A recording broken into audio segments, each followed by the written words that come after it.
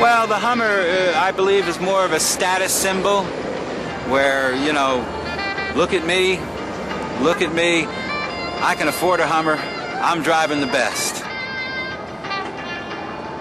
It's going to get somewhere around 10 miles per gallon constant on the road. That's either highway or city driving.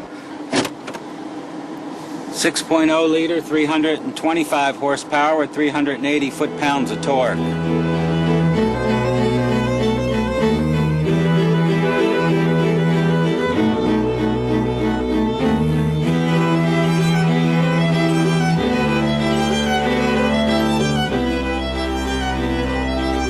Well, we are a role model whether we like it or not. We use 25% of the world's oil. We're only one person in 22. We have only 2% of the known reserves of oil.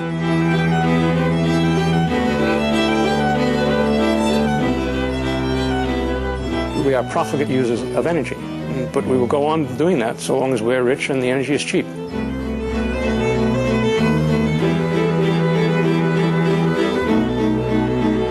We pay more for bottled drinking water than we do for gasoline. Gasoline is just about the cheapest liquid you can buy in the United States, and as long as that's true, Americans are not going to be concerned. For service that is tops and gas that's extra fine, there's a smile for every mile at the Esso sign. E-S-S-O makes your car go. Happy motoring. In America, we right now think that people are having their eyes gouged out, paying $3.20 for a gallon of gasoline. That's 20 cents a cup. And 20 cents a cup sounds pretty trivial, but if you have a passenger car, average American passenger car, you can get 1 to 6 people in it, throw a bunch of stuff in the luggage, in the trunk, go 1.5 miles in 20 minutes for 20 cents. Now, if you don't have gasoline, and you try to bargain with a guy with a horse-drawn cart or someone coming by with a bicycle, or maybe you're lucky enough to have a rickshaw, said, excuse me, would any of you like to take me 1.5 miles, me and my friends, 1.5 miles for 20 cents? Those people would laugh at you. So I would think that we would need to get oil prices up to, $5 a cup, some number that starts to equate with what we actually spend readily on a lot of things that aren't nearly as valuable and also aren't non-renewable.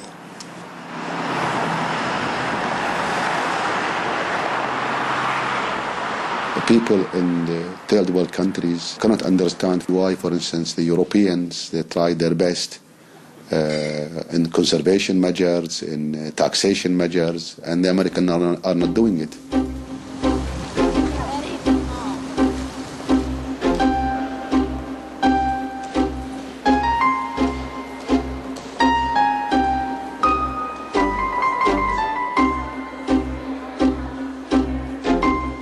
Not 1 in 50, not 1 in 100 of the people in our country have any inkling of the potential problem that we're facing. If we wait until peak oil to start making the transition, there will be very serious economic consequences. If we anticipate it by 10 years, there will be meaningful economic consequences. To have no economic consequences, you need to anticipate it by 20 years. I'm almost dead certain we don't have 20 years. I don't think we have 10 years. I think we're pretty much there. Thank you all for coming. Please be seated. Lay the facts out for everybody to see. I don't think the people in positions to tell the public about it from an official standpoint have been totally honest with us about the problem. The person who will win an election is somebody who can most persuasively lie to the population, which is tell them what they want to hear, which is that the future is going to be great, just follow me. If our energy resources are properly developed, they can fulfill our energy requirement for centuries to come. What is needed now is decisive and responsible action to increase our energy supplies, action which takes into account the needs of our economy, of our environment, and of our national security. In ancient Greece, the person who brought bad news was executed, and politicians who bring bad news frequently are not reelected. our political system is just controlled by major corporations. The steps we need to take to reasonably address this in some type of rational way require a downscaling. So if you're the CEO of a big company, are you going to contribute money to the politician who says, hey, I want to slow down the economy, I want to sell fewer cars, because we want people to drive less, and that'll cause, their cars won't need to be maintained as much. That will shrink the automotive manufacturing sector, which will shrink the entire economy. Nobody's going to vote for that. I don't even know if I'd vote for that. More than any other country in the world, America is a nation on wheels.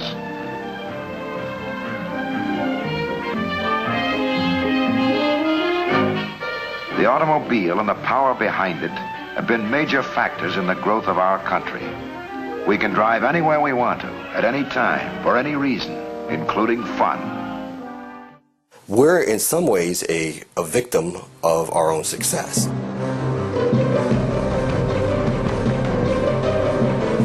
Suburbia is in a lot of trouble because the whole model of suburbia is you commute 30, 40, 50 miles to your job and back.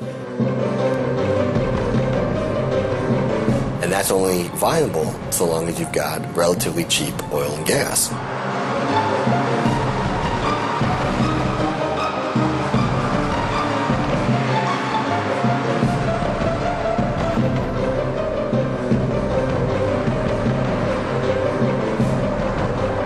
It's not just that the country is spread out. We've evolved our cities for the use of cars. The cities would have to be rebuilt from scratch practically to have more efficient, usable public transportation. This is quite different from the cities in Europe, which were already basically in place before the car was invented.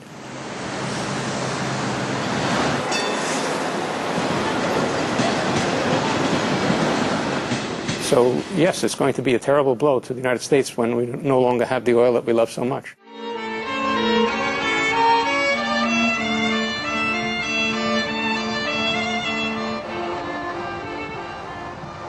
But we have waited so long, and the three things that we need are now in very short supply. One of them is money, and in our country we don't worry about money. We just borrow it from our kids and our grandkids and accumulating a debt.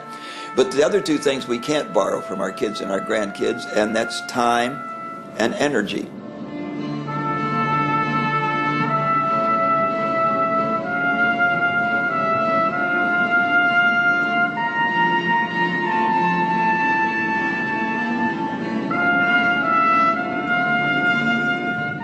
In order to make energy available to invest and buy time, we have to have a very vigorous conservation program.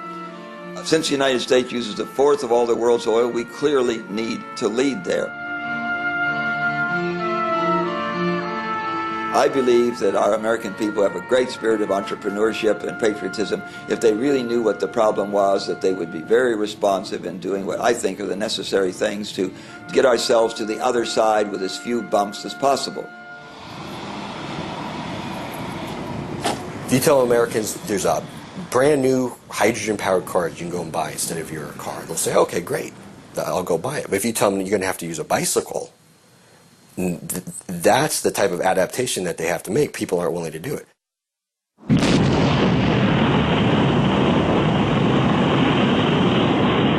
Sunday, July 20th, 1969. Around the world, nearly 1 billion people watched this moment on television as the first man from Earth prepared to set foot upon the moon. If a president of the United States, as JFK said in 1960, we will put a man on the moon in this decade, and we did. It was an enormous technical challenge to do that, but we did it. If a president of the United States said, I challenge our scientists and engineers to teach us how to kick the fossil fuel habit in a decade, I think it could be done. Well, the problem we're facing is probably more like colonizing Pluto than putting a man on the moon. Okay, if JFK had said, we're going to have 100,000 people living in 3-bedroom houses on Pluto in 10 years, well, obviously we would not have been able to accomplish it.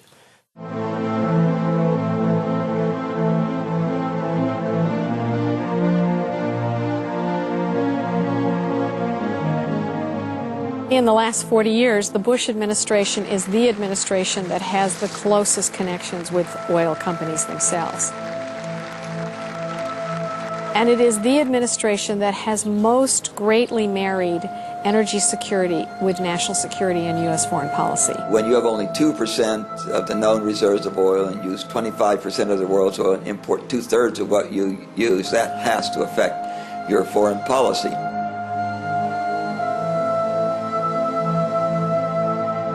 They believe that the way to secure oil supplies that would in fact get the support of the American people and create a more stable world is to democratize the Middle East. They believe that this issue of promoting democracy to the Middle East is a way of actually securing oil supplies. East and West are united in pioneering a new frontier of progress, serving the interest of the Saudi Arabs, serving the interest of the United States, and demonstrating the vitality of the American system of free enterprise. A system which, from this new frontier, is pumping into the trade of the world oil, one of the materials that is making a truly great contribution to our modern civilization.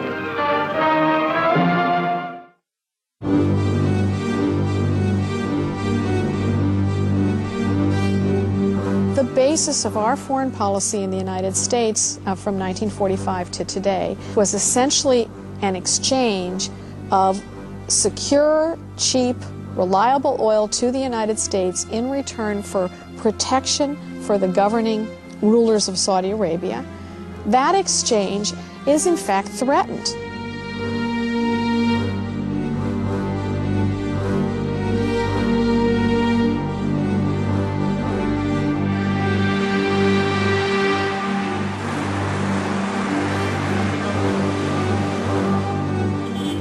Ten, 15 years ago, the per capita income in the country was about $28,000.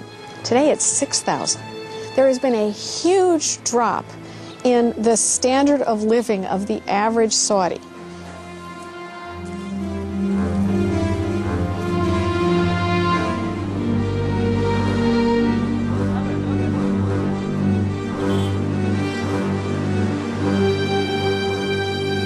Saudi Arabia's got a very young population, a lot of people coming onto the labour market, not the jobs for them, and in a sense they don't feel that they're stakeholders in the society. They feel alienated.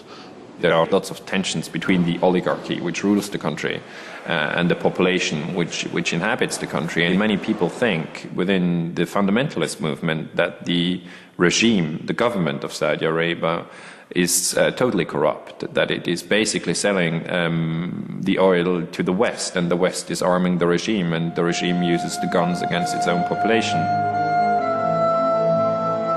The fundamentalist movement is strong and it's dangerous.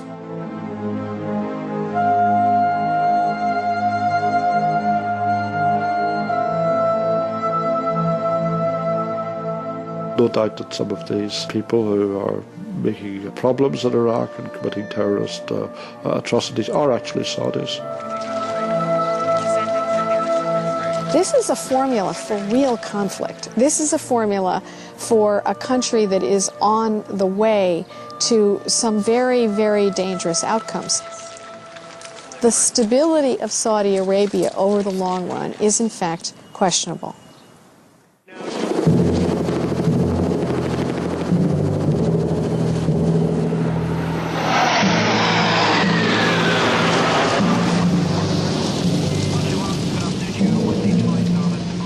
If the kingdom was to fall apart, it's very unlikely that the United States in particular would simply stand by and let it fall apart, given its significance as an oil exporting country.